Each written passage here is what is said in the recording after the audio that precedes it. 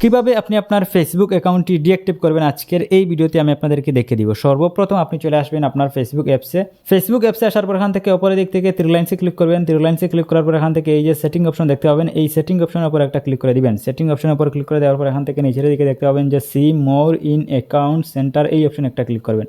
So এই অপশনে click করার পর এখান থেকে আপনি নিচের দিকে দেখতে পাবেন যে পার্সোনাল ডিটেলস নামে একটা অপশন আছে। সো এই অপশনে একটা ক্লিক করবেন। এই অপশনে ক্লিক করার পর এখান থেকে নিচের দিকে অ্যাকাউন্ট ওনারশিপ অ্যান্ড কন্ট্রোল, এই অপশনে একটা ক্লিক করবেন।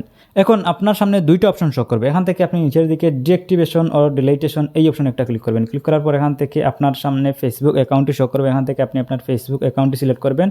সো ফেসবুক অ্যাকাউন্টটি সিলেক্ট করার পর এখন আপনার সামনে কিন্তু দুইটা অপশন শো করবে, একটা হচ্ছে ডিঅ্যাক্টিভেট অ্যাকাউন্ট আর একটা হচ্ছে ডিলিট অ্যাকাউন্ট। সো আপনি যদি আপনার অ্যাকাউন্টটি ডিঅ্যাক্টিভ করতে চান তাহলে এখান থেকে ওপরের এইটা সিলেক্ট করবেন, আর আপনি যদি আপনার অ্যাকাউন্টটি ডিলিট করতে চান তাহলে নিচের এই যে ডিলিট অ্যাকাউন্ট, এই অপশনটা সিলেক্ট করবেন।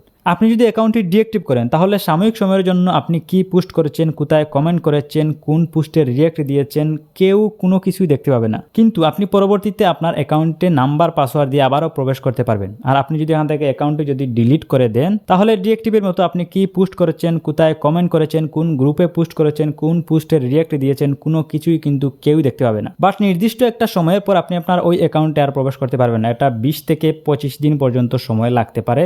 সো 20 থেকে 25 দিনের ভিতরে যদি আপনি আপনার অ্যাকাউন্টে যদি প্রবেশ না করেন তাহলে আপনার অ্যাকাউন্টে আপনি চিরতরে হারাবেন।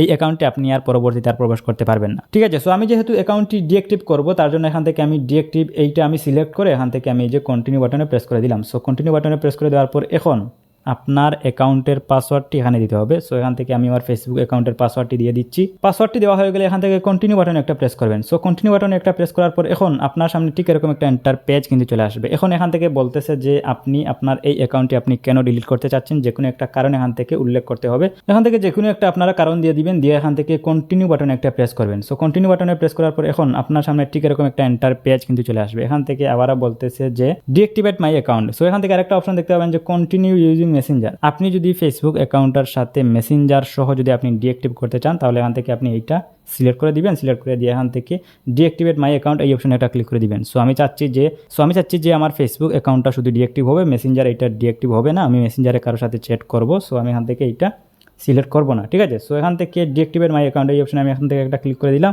সো এই অপশনে একটা ক্লিক করে দেওয়ার পর এখন দেখতে পাচ্ছেন যে আমার অ্যাকাউন্টে কিন্তু অলরেডি ডিঅ্যাক্টিভ হয়ে গেছে। সো এখন আমি যদি চাই আবারও নাম্বার পাসওয়ার্ড দিয়ে আমি আবারও ওই অ্যাকাউন্টে প্রবেশ করব তাহলে কিন্তু আমি প্রবেশ করতে, ঠিক আছে। সো এই ছিল মূলত আজকের ভিডিও। এভাবেই কিন্তু একটা ফেসবুক অ্যাকাউন্ট কিন্তু ডিঅ্যাক্টিভ করতে হয় বা ডিলিট করতে হয়। ভিডিওটি যদি ভালো লেগে থাকে ভিডিওতে একটি লাইক করবেন, কমেন্ট করবেন, চ্যানেলে নতুন হলে সাবস্ক্রাইব করবেন।